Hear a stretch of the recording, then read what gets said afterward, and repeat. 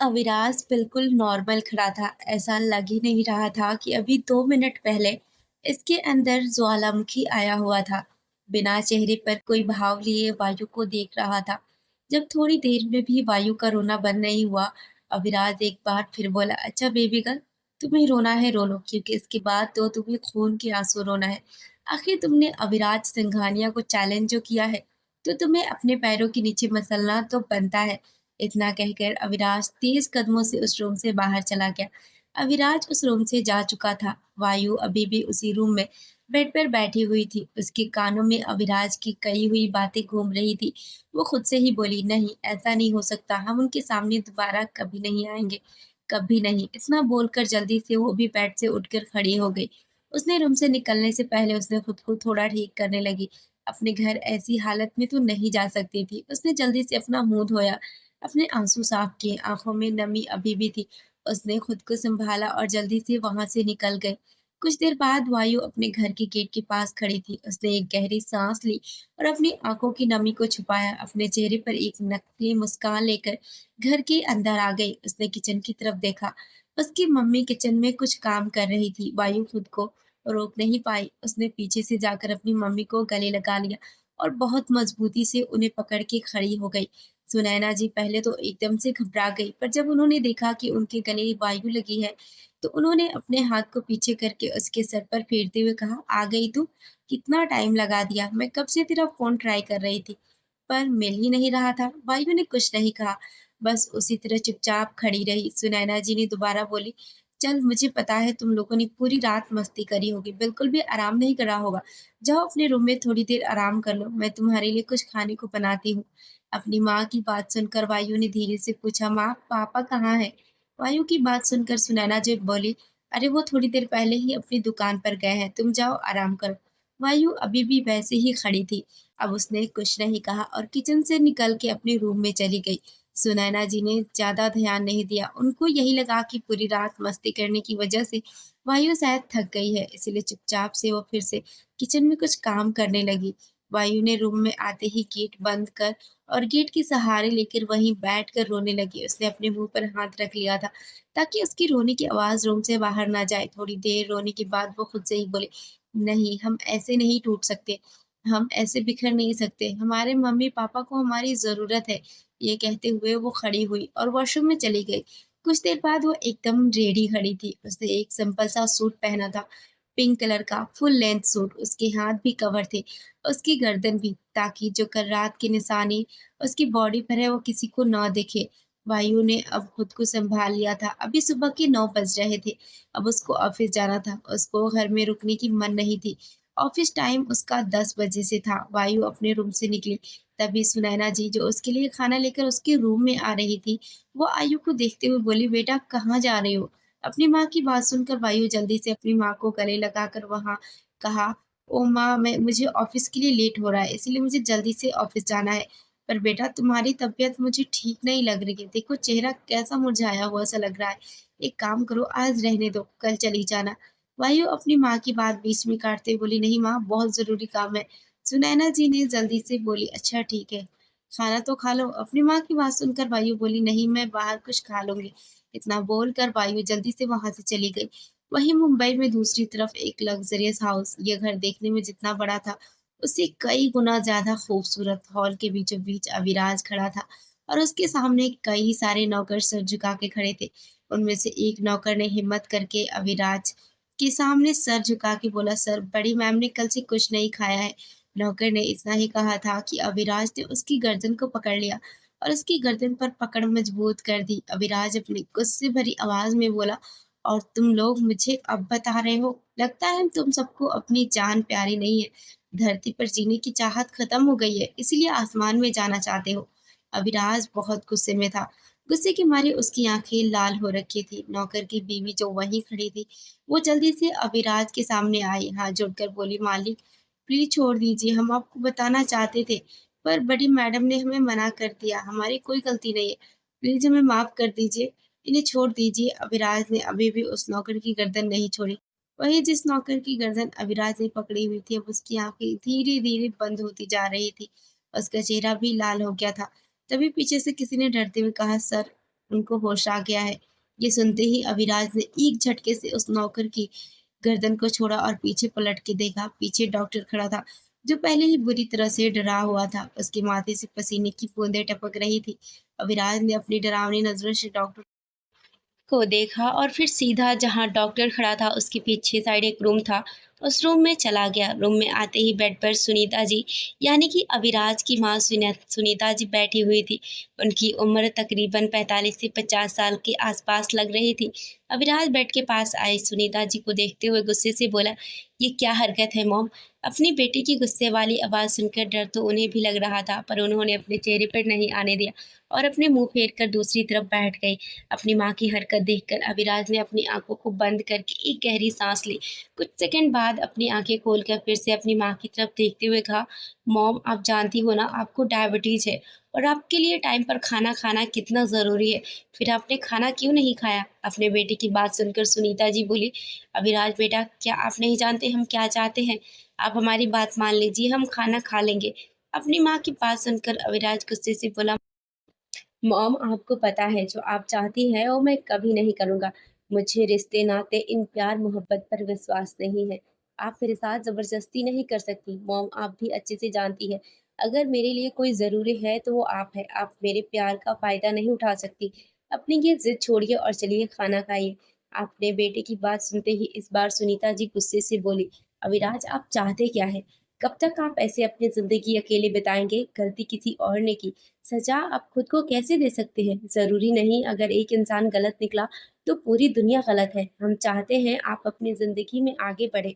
आप अपनी ज़िंदगी में किसी को लेकर आएँ जो आपसे बेइंतहा मोहब्बत करे, आपको प्यार करना सिखाए, आपको मोहब्बत करना सिखाए, आपका हाथ थाम के आपके साथ।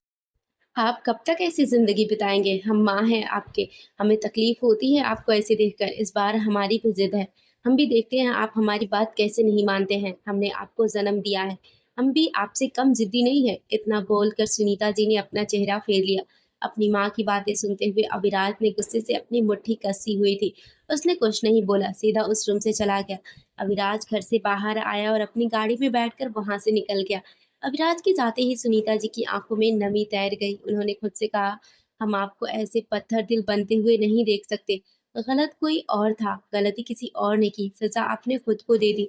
आप ऐसे नहीं थे अविराज। आप कब तक अतीत की बातें जो सालों पहले बीत चुकी है, हम आपको ऐसे नहीं देख सकते। हमें पूरा यकीन है हमारे रब पे, उन्होंने आपकी लाइफ में कोई तो ऐसी लड़की भेजेंगे जो आपको फिर से जीना सिखाएगी, जो आपको मोहब्बत करना सिखाएगी, जिस मोहब्बत से आप नफ़रत करते हैं, जिन रिश्ते नाते से आप नफ़रत करते हैं, वो आपको कदर करना सिखाएगी। इतना बोलकर उन्होंने अपनी आँखों से गिरे हुए आँसू साफ किया। वहीं दूसरी तरफ वायु जहाँ जॉब करती थी, वो वहाँ पर पहुँच चुकी थी। ये कंपनी कोई और की नहीं, एएस कंपनी थी। वायु ने कुछ दिन पहले ही इस कंपनी में जॉब करना शुरू किया था। अभी तक वायु ने इस कंपनी के बॉस को नहीं देखा था, जिसको सब एएस के नाम से जानते थे। वायु का कोई अलग से कैबिन नहीं था, वो बाकी सब एम्प्लॉय के साथ ही बैठकर अपनी चेयर पर काम कर रही थी। तभी पीछे से एक लड़के ने आकर उसके कंधे पर हाथ रखकर बोला, क्या हुआ? आज बड़ी चुपचाप हो, आज तुम्हारी चटर-पटर कहाँ गई? सुनने को नहीं मिली। हमें उस लड़के की बात सुनकर वायु उसकी तरफ देखकर कहा, नहीं रवि ऐसी बात नहीं है, वो थोड़ा-सा सर दर्द कर रहा था, बस इसीलिए। वो आज हमारी चटर-पटर का सर दर्द हो रहा है, बोलो तो सर दबा दूँ? रवि की बात सुनकर वायु हल्का-सा मुस्कुराहट के साथ बोली, नहीं इसकी कोई ज़रूरत नहीं है, मैं ठीक हूँ। अभी वो दोनों बात कर ही रहे थे कि वायु का फ़ोन बजने लगा। उसने फ़ोन देखा तो ये फ़ोन उसके पापा का आ रहा था। उसने जल्दी से फ़ोन उठाया, उसने हेलो कहा था कि दूसरी तरफ से किसी ने कुछ कहा जिसको सुनकर उसके हाथ से फ़ोन छूट गए। उसका फ़ोन उसके हाथ से छूटकर नीचे गिर गया था। वायु जल्दी से वहाँ से जाने लगी। तभी रवि ने उसका हाथ पकड़ लिया और जल्दी से कहा, क्या हुआ वायु, कहाँ जा रही हो? तुम इतना घबरा क्यों रही हो? वायु रोते हुए बोली, वो पापा को पता नहीं क्या हुआ है, मुझे सिटी हॉस्पिटल जाना है। वायु की बात सुनकर रवि ने उसको शांत करते हुए कहा, देखो तुम शांत हो जाओ, अंकल ठीक होंगे, चलो मैं भी तुम्हारे साथ चलता हूँ। वायु ने बस अपना सर हाँ में हिला दिया और जल्दी से वो दोनों ऑफिस से निकल गए। सिटी हॉस्पिटल कुछ ही देर में वायु रवि के साथ हॉस्पिटल पहुंच चुकी थी और वो आईसीयू रूम के बाहर खड़ी थी। उसकी आंखों से आंसू बरस रहे थे। रवि ने उसके कंधे पर हाथ रखकर और बोला, वायु देखो, रोना बंद करो। अंकल ठीक होंगे, तुम रोना बंद करो। तुम ऐसे रोओगी तो आंटी को कौन संभालेगा? तभी आईसीयू का गेट ओपन हुआ। डॉक्टर बाहर आए। डॉक्टर को देखते हुए ही वायु जल्दी से उनके पास गई। उसने डॉक्टर को देखते हुए बोली, डॉक्टर मेरे पापा ठीक तो है ना? डॉक्टर ने वायु की तरफ देखते हुए कहा, देखिए, पेशेंट की कंडीशन बहुत ज़्यादा क्रिटिकल है। हमें जल्दी से जल्दी उनका ऑपरेशन करना पड़ेगा। उनके सर पर बहुत गहरी चोट आई है और उनका ऑपरेशन हम नहीं कर सकते। हमें बाहर से डॉक्टर को बुलाना पड़ेगा। उसके लिए आपको पहले पैसे जमा करने पड़ेंगे। ज़्यादा टाइम नहीं है। हमें उनका ऑपरेशन लगभग आज ही करना है। अभी हमसे जितना हुआ हमने कर दिया है। अब जल्दी से पैसे जमा करवा दीजिए।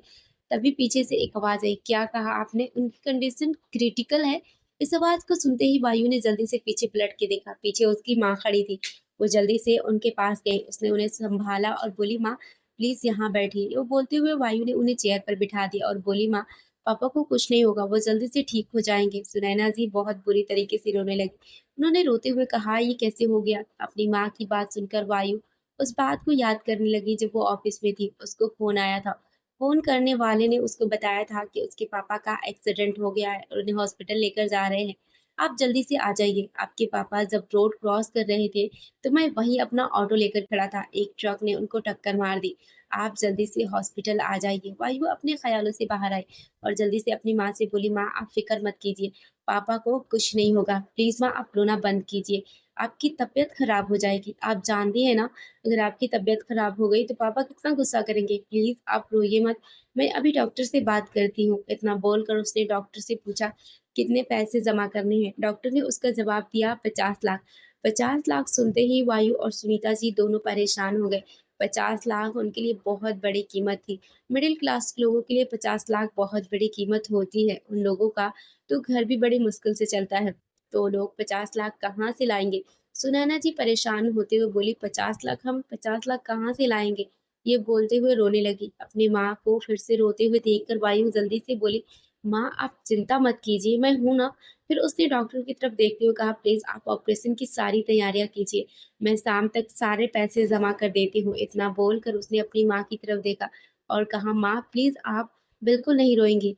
आप यहीं पर रहना, मैं पैसे लेकर आती हूँ। सुनैना जी अपनी बेटी को देखते हुए बोली, पर बेटा इतने सारे पैसे हैं, तुम कहाँ से लेकर आओगी?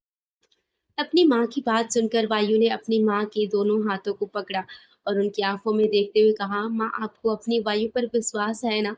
तो आप फिक्र मत कीजिए, मैं पैसों का इंतजाम कर लूंगी और पापा का ऑपरेशन आज ही होगा। मैं अपने पापा को कुछ नहीं होने दूंगी। इतना बोलकर वो हॉस्पिटल से बाहर आ गए। उसके पीछे पीछे रवि भी आ गया था। वहीं दूसरी तरफ अविराज एक खंडर जैसे घर के अंदर किंग साइड सोफे पर बैठा हुआ था। उसने अपने दोनों पैर सामने टेबल पर रखे हुए थे। उसके हाथ में जलती हुई सिगरेट थी। उसके वो लंबे-लंबे कस ले रहा था। उसके पीछे उसके बॉडीगार्ड सर झुका के खड़े थे। तभी वहाँ पर कुछ लोग तो इंसानों को बड़ी बेरहमी से घसीटते हुए लेकर आए और उन्होंने अविराज के पैरों के पास लाकर पटक दिया। अविराज ने अभी भी कोई रिएक्ट नहीं करा। वो अभी भी अपनी सिगरेट के कस ले रहा था। उसने अपनी आँखें बंद करी हुई थी। अपना सर पीछे की साइड टिक कर रखा हुआ था।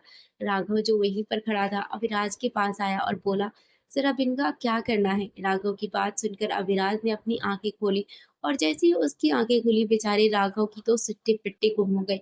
वो तो एक कोने पर जाकर खड़ा हो गया। अब वो समझ गया था अब क्या होने वाला है। अविराज ने डरावनी आंखों से सामने पड़े दो इंसानों को देखा, जिसमें से एक लड़की थी, एक लड़का अंकित। और लड़की, उसने अविराज के ड्रिंक में ड्रग्स मिलाया था। वो उस क्लब में वेटर का काम करती थी। अविराज ने सुबह ही राघव को बोलकर पता लगाया था कि कल उसके ड्रिंक में ड्रग्स किसने मिलाया था और वायु उसके रूम में कैसे आई। सब कुछ पता करने के बाद उसको अंकित के बारे में पता लगा। तो वो अंकित को कैसे ही छोड़ सकता था? जिस चीज़ पर उसकी मुहर लगी हो, कोई उसके साथ कुछ करना चाहे और उसको छोड़ दे, ऐसा तो हो ही नहीं सकता। अविराज जब अपनी जगह से खड़ा हुआ और एटीट्यूड से चलता हुआ उन दोनों के पास आया, तो ज़मीन पर पड़े हुए थे, उनके मुँह पर कपड़ा बंधा हुआ था और उनकी हालत बहुत ज़्यादा ख़राब थी। उसने अपनी बॉडीगार्ड को इशारा किया। उसकी बॉडीगार्ड जल्दी से आकर अंकित और उस लड़की के मुँह से पट्टी को हटाए और उसके हाथ जो बंधे थे वो भी खोल। तो वह लड़की जिसका नाम निधि था, उसने अपने हाथ जोड़ लिए और जल्दी से बोली, प्लीज़ माफ़ कर दो मुझे।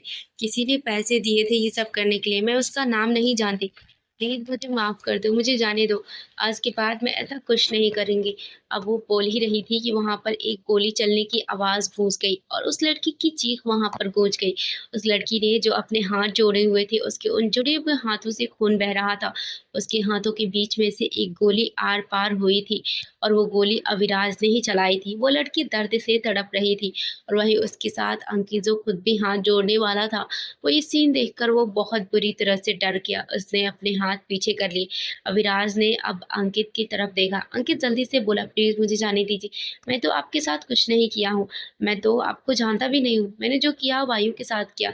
अभी वो बोल ही रहा था कि उसकी बात बीच में रह गई। अविराज ने अपने हाथ में पकड़ी हुई बंदूक सीधा उसके मुँह में घुसा दी और एक डबल स्माइल अपने फेस पर लिए हुए बोला, तुमने कुछ नहीं करा। तुमने अविराज सिंघानिया की चीज़ को नुकसान पहुँचाने की कोशिश करी है।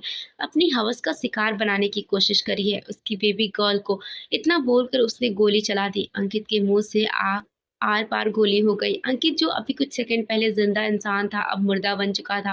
वो लड़की तो पहले ही दर्द से तड़पती हुई बेहोश हो गई थी। अविराज ने उस लड़की की तरफ देखा और अपने बॉडीगार्ड को देखते हुए कहा, इस लड़की को होश में आते ही इसे इतना ड्रग्स देना कि वो इससे तड़प तड़प के मर जाए। इतना बोलकर वो वहां से तेज कदमों से चलता हुआ बाहर आ गया। उसके पीछे पीछे उसके कुछ बॉडीगार्ड और राघव भी बाहर आ गए। अविराज उस खंडर जैसी जगह से निकलकर सीधा अपने ऑफिस आ गया था। इस टाइम वो अपने कैबिन में चेयर पर बैठा हुआ था। उसके सामने राघव खड़ा था जिसके हाथ में एक फाइल थी। राघव अविराज की तरफ देखते हुए बोला, सर ये है वायु अग्रवाल की फाइल। इनमें उनकी सारी इन्फॉर्मेशन है। अभी कुछ दिन पहले उन्होंने हमारा ऑफिस ज्वाइन किया था। उनको ज़्यादा टाइम नहीं हुआ है यहाँ पर और मैंने पता करा है कि वो आज ऑफिस आई है या नहीं। तो मुझे पता लगा वो ऑफिस आई थी बट अचानक ही वो कहीं चली गई और उनके साथ हमारे ऑफिस का एक और एम्प्लॉय जिसका नाम रवि है। अविनाश जो अभी तक बड़ी नॉर्मल तरीके से राघव की बात सुन रहा था, ये सुनकर कि वायु रवि के साथ इस ऑफिस से कहीं गई है, उसकी आंखों में एक अलग ही भाव आ गए। अविनाश गुस्से से अपने दोनों हाथ टेबल पर पटकते हुए बोला, अभी इसी वक्त पता लगाओ कहाँ है वो।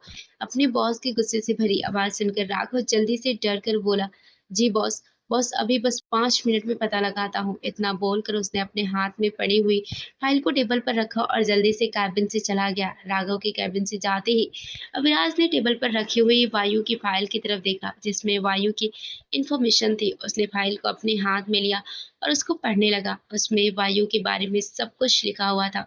उसके घर, उसके बारे में, उसके दोस्त, उसकी कॉलेज, कहाँ उसने पढ़ाई करी और ये भी कि उसका आज तक कोई बॉयफ्रेंड नहीं था।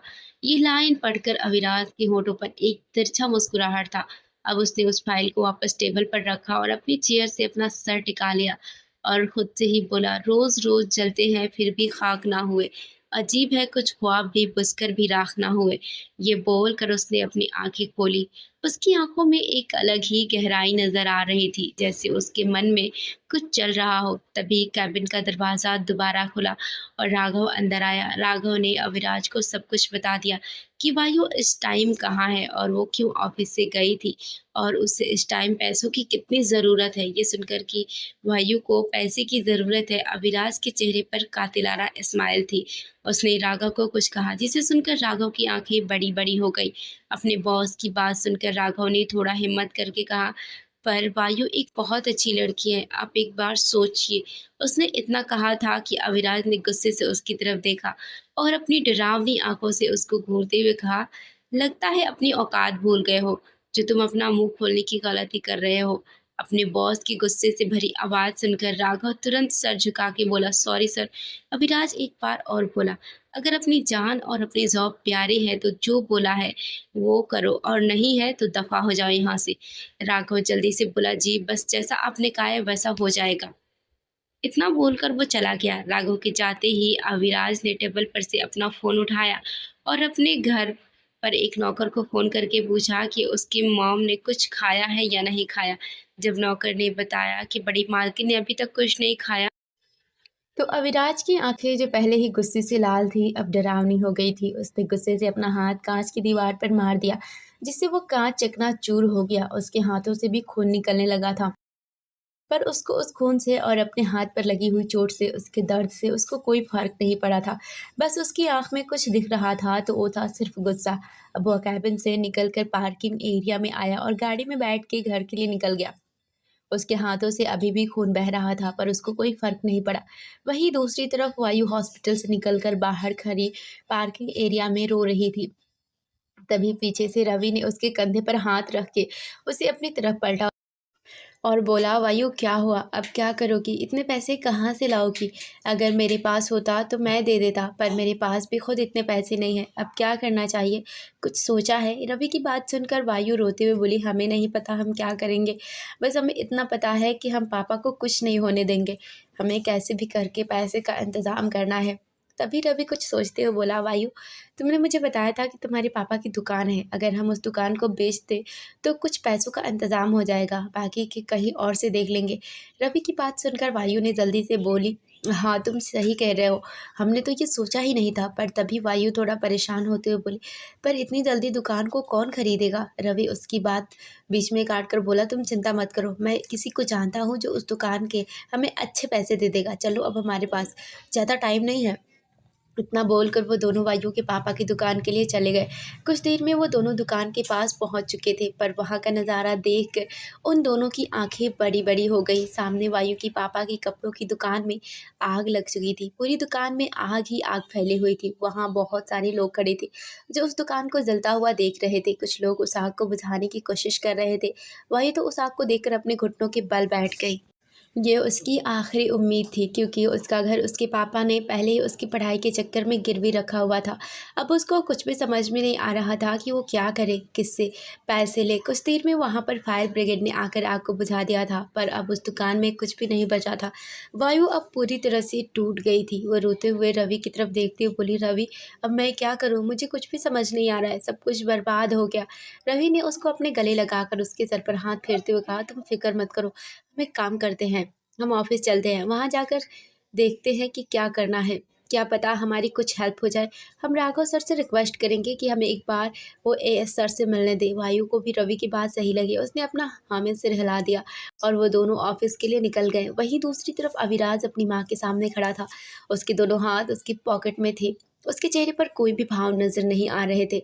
उसका चेहरा बिल्कुल एक्सप्रेशनलेस था। अविराज अपनी मॉम को देखते हुए बोला, ठीक है, जो आप चाहती है वो हो जाएगा, अब आप खाना खा लीजिए। ये बोलकर अभिराज वापस वहाँ से जाने लगा। तभी सुनीता जी खुशी से बोली, क्या तुम सच कह रहे हो? तुमने हमारी बात मान ली? हम अभी पंडित जी को कहते हैं कुछ लड़कियों की तस्वीर हमें भिजवाएं।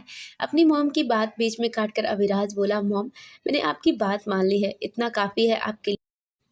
अब जो करना है मैं खुद कर लूँगा, बस आप गृह प्रवेश की तैयारी कीजिए। इसके आगे अब मैं एक नहीं सुनूँगा। इतना बोलकर वो वहाँ से चला गया। सुनीता जी तो इतने में बहुत खुश थी कि उसके बेटे ने उसकी बात मान ली। वहीं दूसरी तरफ वायु ऑफिस पहुँच चुकी थी और उसको वहाँ पर पता लगा था कि एएस थोड़ी देर पहले यहाँ से जा चुके हैं। वायु राघव से बात कर रही थी, प्लीज़ सर, हमारा सर से मिलना बहुत ज़रूरी है। मुझे इस टाइम पैसे की बहुत ज़रूरत है। हमें बस एक बार सर से मिलने दीजिए। वायु की बात सुनकर राघव ने उसको देखते हुए कहा, ठीक है, पर सर ऑफिस में नहीं है, वो इस टाइम अपने फार्म हाउस में है, तुम मेरे साथ चलो। फिर उसने रवि की तरफ देखा और कहा, तुम यहीं रहो, अपना काम करो, मैं वायु को लेकर जा रहा हूँ। इतना बोलकर वो वायु के साथ बाहर आए और वो दोनों गाड़ी में बैठकर फार्म हाउस के लिए निकल गए। 1 घंटे बाद उनकी गाड़ी फार्म हाउस के गेट के पास आकर रुकी। उस गेट के नेम प्लेट पर बड़े अक्षरों में लिखा हुआ था, डार्क फार्म हाउस। जितना बड़ा वो हाउस था उतना ही डेंजर लुक दे रहा था। वायु को वहां पर अजीब सा लग रहा था। वायु और राघव दोनों अंदर आए। राघव ने वायु की तरफ देखते हुए कहा, सेकंड फ्लोर में तुम्हें वो रूम दिख रहा है ना, वो रूम सर का है, तुम जाओ उनसे बात करो। मैंने सर को बता दिया था कि तुम्हें उनसे कुछ बात करनी है। मुझे कुछ काम है, मैं चलता हूँ।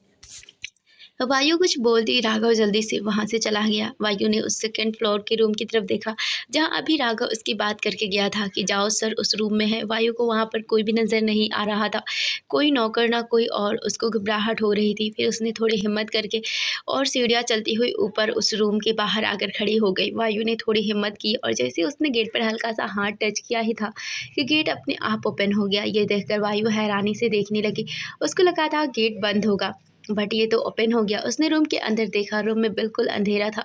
बस था तो वहाँ पर सिर्फ सिगरेट का धुआं, जो उस रूम में पूरे रूम को सिगरेट के धुएं ने अपनी चादर में लपेट रखा था। वायु को बहुत अजीब सी फीलिंग हो रही थी उस पूरे रूम को देखकर। एक तो उस रूम में धुआँ ही धुआँ था, ऊपर से डिम रेड लाइट उस रूम में एक डरावना साया-सा फैला रखा था। उस रूम को देखकर उसे डर भी लग रहा था।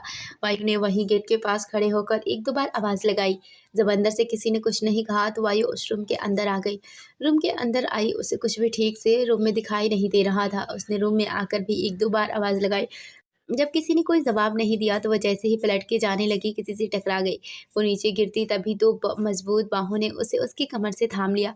वायु हल्की सी झुकी हुई थी। गिरने की वजह से उसने अपनी आंखें बंद कर ली, पर जैसे उसको एहसास हुआ कि उसको किसी ने अपने 2 मजबूत हाथों में थाम लिया है, उसने अपनी आंखों को खोलकर अपने चेहरे पर हल्के से झुके हुए इंसान को देखा, जिसका चेहरा उसको अभी भी ठीक से दिखाई नहीं दे रहा था। वायु अपने ग्रे आई से उस इंसान को देखने की कोशिश कर रही थी। वहीं अविराज अपनी काली आंखों से वायु के चेहरे को घूर-घूर कर देख रहा था। वायु को अविराज का चेहरा नहीं दिख रहा था, पर अविराज को आयु का चेहरा साफ दिखाई दे रहा था।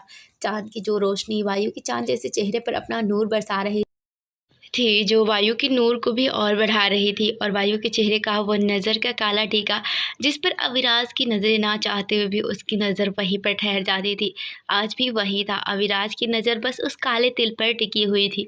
अविराज की नज़रें अभी भी वायु के होठों के नीचे उस काले तिल पर थे। पता नहीं क्यों अविराज उस तिल को देखते हुए अपने मन में कुछ लाइन गुनगुनाई।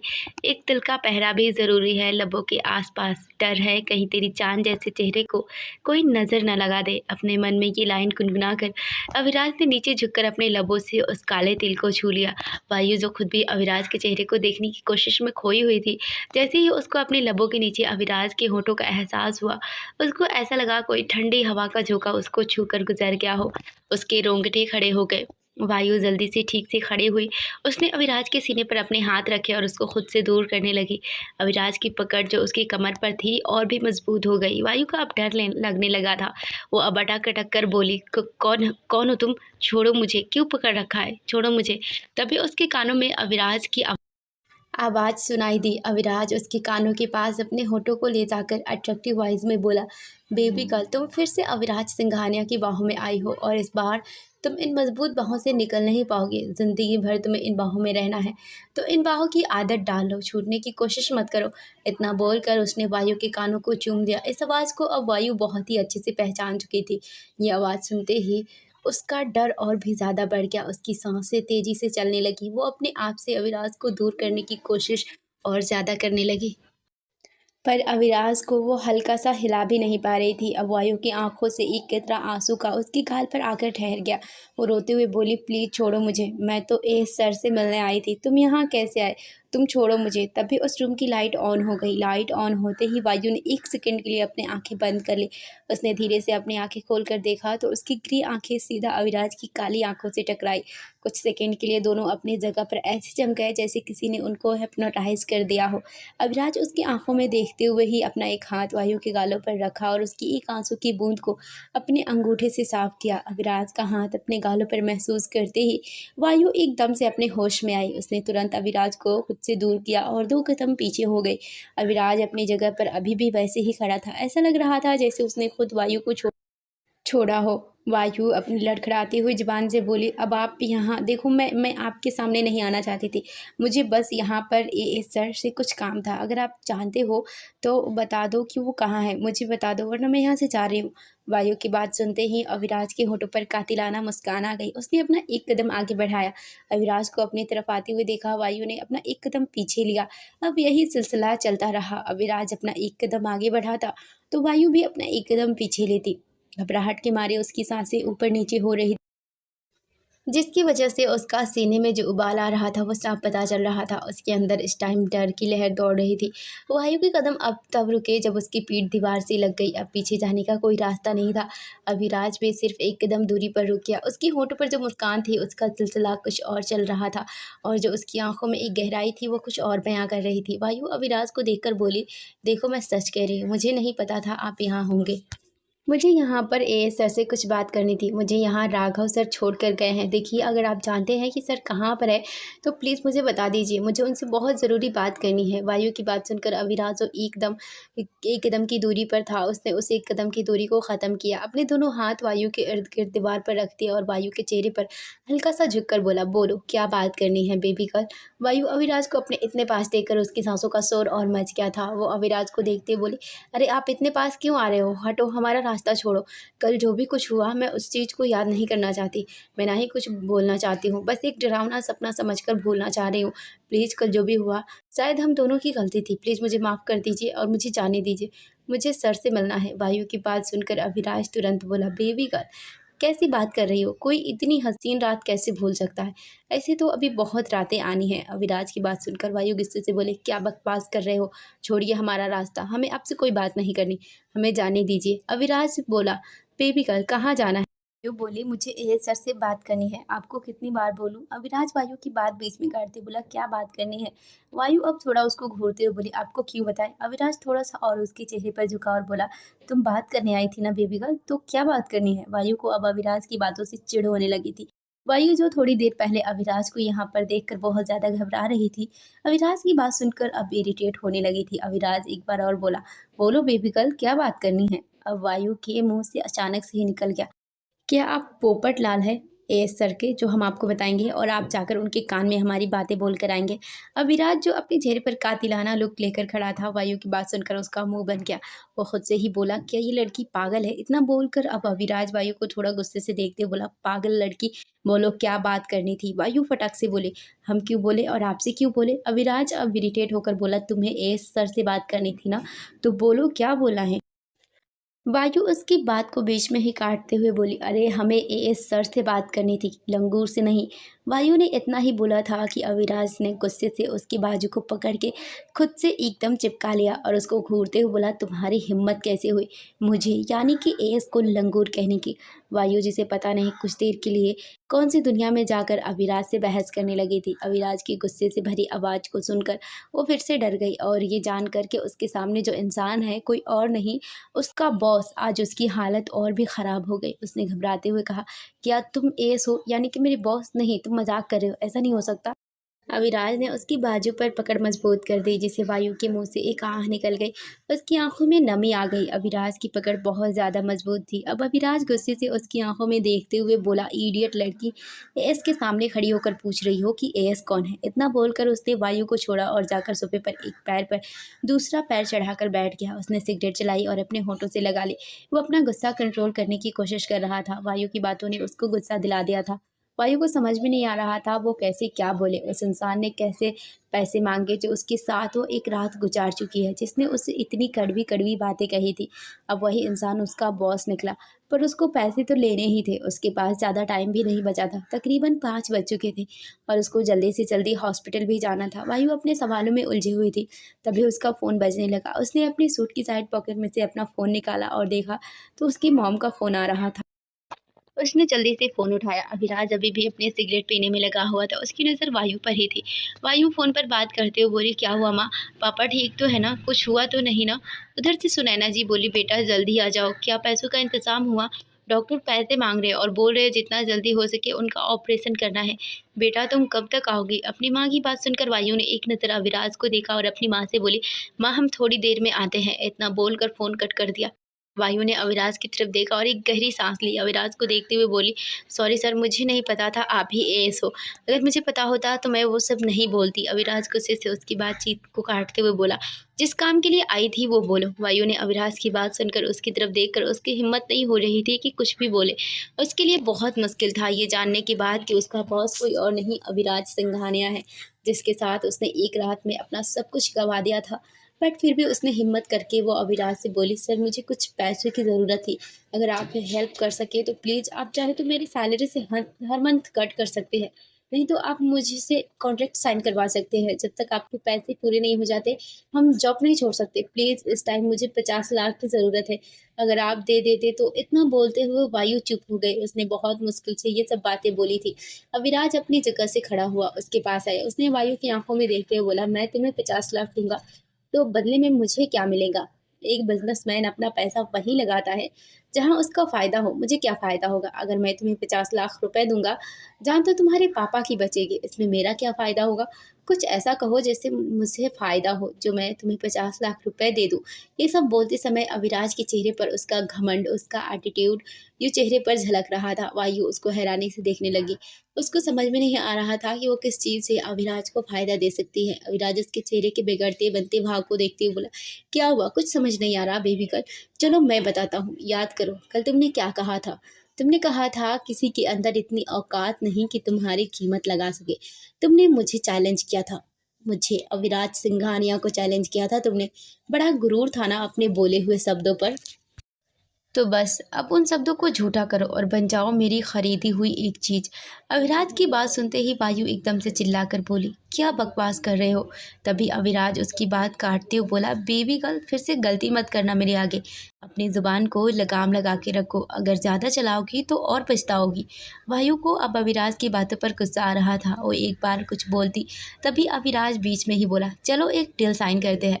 बिजनेसमैन बिना डील साइन करे कैसे तुम्हें पैसे दे सकता है? वायु को तो कुछ भी समझ में नहीं आ रहा था कि अब अविराज कौन से डील के बारे में बात कर रहा है। अविराज वहीं टेबल के पास पड़े हुए कुछ पेपर उठाए और वायु के हाथों में रखते हुए बोला, लो पढ़ लो उन्हें, और अपने पापा की ज़िंदगी प्यारी हो, उन्हें बचाना हो तो इन पर साइन कर देना, और अगर उनकी ज़िंदगी अब प्यारी नहीं है तो अपने प्यारे पापा को अलविदा कह देना, हमेशा हमेशा के लिए। वायु ने अपने हाथों में पकड़े हुए पेपर्स को देखा। उसको अविराज की बातों से और इस पेपर से कुछ समझ नहीं आ रहा था कि आखिर अविराज करना क्या चाह रहा है। उसने उन पेपर को खोलकर देखा। जैसे ही उसने पेपर को पढ़ना शुरू किया, उसकी आंखों से आंसू और उसका गुस्सा दोनों ही एक साथ झलक रहा था। उन पेपर में साफ लिखा था, अविराज उसे एक कॉन्ट्रैक्ट मैरिज करना चाहता है, जिसमें वायु सिर्फ उसकी खरीदी हुई एक चीज़ होगी। अभिराज उसको जैसा चाहे वैसा इस्तेमाल कर सकता है, वायु उसकी गुलाम होगी। जैसा अभिराज करने के लिए बोलेगा उसको वही करना पड़ेगा, और शादी जिनको सिर्फ अभिराज तोड़ सकता है, वायु नहीं। जब अभिराज का मन करेगा तब उस कॉन्ट्रैक्ट को ख़त्म कर सकता है। उन पेपर को पढ़ते ही वायु ने पेपर्स अभिराज के मुंह पर फेंक दिए। अभिराज की नज़रें पहले से ही वायु पर गुस्से से बनी हुई थी। वायु की इस हरकत से उसकी आंखों ने अंगारे उबलना शुरू कर दिया था। गुस्से से उसकी नसें उभरने लगी थी। माथे पर भी उसका चेहरा भी गुस्से से कांपने लगा था कि उसने एक झटके से वायु के बालों को पकड़ लिया और वायु के मुंह से चीख निकल गई। अभिराज ने बहुत ज़्यादा ज़ोरों से उसके बालों को पकड़ा हुआ था। उसने अभिराज के हाथ पर अपना हाथ रख दिया। उसके बालों में बहुत दर्द हो रहा था। अभिराज उसको अपनी लाल आंखों से देखते हुए बोला, तुम्हारी इतनी हिम्मत कि तुमने मेरे ऊपर पेपर फेंका? ये बोलते समय अभिराज का चेहरा गुस्से से कांप रहा था। अभिराज एक बार और बोला, रस्सी चल गई पर बल नहीं गया। ये बोलते हुए उसने वायु के उस हाथ को पकड़ लिया जिस हाथ से वायु ने उसके मुंह पर पेपर फेंक के मारे थे। उस हाथ को दबाने लगा। वायु दर्द से चिल्लाने लगी थी। उसको ऐसा लग रहा था उसका हाथ अभी कुछ मिनट में ही टूट जाएगा। वो रोते हुए बोली, प्लीज छोड़ो मुझे, प्लीज छोड़ो। अविराज ने उसका हाथ नहीं छोड़ा। वो थोड़ी देर तक उसके हाथों को बेरहमी से मसलने के बाद अविराज ने एक झटके में वायु को छोड़ा। वायु सीधा फ्लोर पर जाकर नीचे गिरी। गिरते गिरते ही वो बहुत बुरी तरीके से रोने लगी थी। उसने अपने हाथ को पकड़ के देखा। उसका हाथ सिर्फ लाल नहीं हुआ था, नीला पड़ता जा रहा था। वायु को रोता हुआ देखकर और उसके दर्द को देखकर अविराज के चेहरे पर कोई भाव नहीं थे। वो गुस्से से बस वायु को देख रहा था। अविराज ने फिर से झटके से वायु को उसी हाथ से पकड़ के खड़ा किया और सीधा दीवार से लगा दिया। वायु के हाथ में दर्द हो रहा था और रोते हुए अविराज से एक ही बात बोल रही थी, छोड़ो मुझे, जाने दो। अविराज ने उसको दीवार से लगाते ही जबरों से पकड़ते हुए बोला, तुम्हारी हिम्मत कैसे हुई फिर से वही गलती करने की बेबी गर्ल? कितनी गलती करोगी तुम? क्यों बार बार अपनी सजा को बढ़ा रही हो? क्यों मुझे गुस्सा दिला रही हो? पहले मैंने सोचा था तुम्हें 100 पीस की तरह घर में सजा के रखूंगा, पर नहीं, तुम सजाने के लायक नहीं हो। तुम तो वो सामान बनने के लायक हो जिसको मैं रोज़ इस्तेमाल करूँ। बट डोंट वरी, ये दिन भी तुम्हारे शुरू हो चुके हैं। अब इन पेपर पर साइन करो। वायु रोते हुए बोले, नहीं, हम नहीं करेंगे, हम ऐसे किसी पेपर पर साइन नहीं करेंगे। हमसे बहुत बड़ी गलती हो गई जो हम यहाँ आ गए। अगर हमें पता होता कि आप ही एस है हमारे बॉस, हम यहाँ कभी नहीं आते। वायु की बात सुनकर अविराज जोर से हंसने लगा। उसने वायु के चेहरे पर अपनी पकड़ मजबूत करते बोला, बेबी गर्ल बहुत जिद्दी हो तुम, ऐसे नहीं मानोगी। लगता है कुछ दिखाना पड़ेगा। इतना बोलकर उसने अपनी पैंट की पॉकेट से अपना फ़ोन निकाला और उसमें एक लाइव वीडियो चला दी और अपना फ़ोन वायु के सामने कर दिया। उस वीडियो को देखते ही वायु की आंखें बड़ी बड़ी हो गई। वो वीडियो उसके घर की थी जहाँ उस घर में आग लग चुकी थी। ऐसा लग रहा था पूरी तरीके से आग के अंदर ही समा चुका है। अपने घर को जलता हुआ देखकर वायु हैरानी से उस वीडियो को देखने लगी। इस वीडियो को देखते हुए उसको लग रहा था उसकी ज़िंदगी पूरी तरीके से बर्बाद हो चुकी है।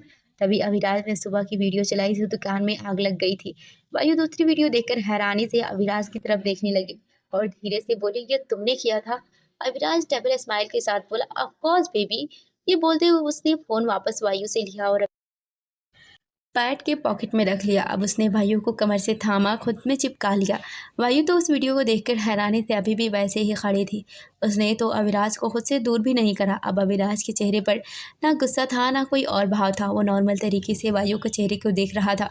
अविराज गौर से वायु के चेहरे को देख रहा था, कभी उसकी ग्रे आंखों को, कभी उसकी गालों को, कभी उसकी उन गुलाब की पंखुड़ियों जैसे होठों को, और अंत में उसकी नज़र हमेशा की तरह उन लबों के नीचे उसके दिल पर, जो उसको हमेशा हिप्नोटाइज करता था, वहीं पर टिक गई। उसने अपनी एक हाथ से वायु के होठों के नीचे अपने अंगूठे से उस तिल को टच करते हुए बोला, यह तुम्हारे होठों के नीचे काला तिल मजबूर कर देता है मेरे लबों को उस तक जाने पर।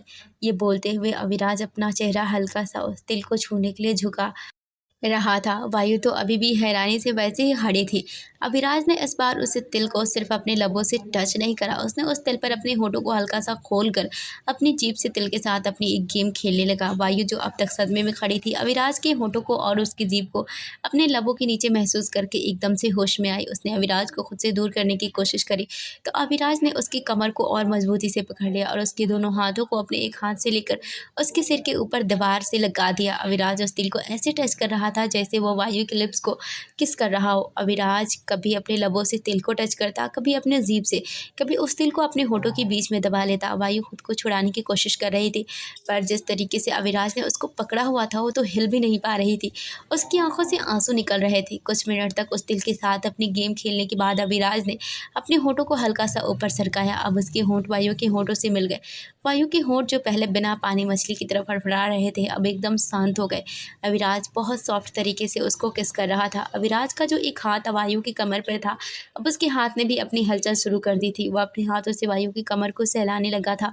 वायु जो कुछ सेकंड पहले अविराज से छूटने की कोशिश कर रही थी, अविराज के इतनी सॉफ्ट तरीके से किस करने की वजह से उसके दिमाग ने काम करना बंद कर दिया था। वह एकदम शांत खड़ी थी। अविराज कभी उसके अपर लिप्स को अपने होठों में दबाता, कभी नीचे वाले लिप्स को। अविराज अपने होठों को वायु के लबों पर ऐसे चला रहा था जैसे वो सॉफ्ट कैंडी को अपने लबों के बीच में कैप्चर करके रखा हो। वायु उसको किस में रिस्पॉन्स नहीं दे रही थी। अपनी आंखें बंद करके अविराज की होठों को अपने लबों पर महसूस कर रही थी। वायु को अब सांस लेने में दिक्कत हो रही थी। अविराज को किस करते हुए तकरीबन 7-8 मिनट हो चुके थे। अब अविराज को लगा वायु बेहोश होने वाली है। उसने वायु के होठों को एक सॉफ्ट किस करके छोड़ा और साथ में उस काले तिल को, जो उसके लिए कोहिनूर का हीरा बन चुका था, उसको भी हल्के से अपने होठों से चूम लिया। फिर वायु को छोड़कर कुछ कदमों की दूरी पर खड़ा हो गया। क्या वायु करेगी कॉन्ट्रैक्ट मैरिज पेपर पर साइन? जानने के लिए बने रहे हमारे साथ। और वीडियो अच्छी लगी हो तो please like, share and subscribe कर देना।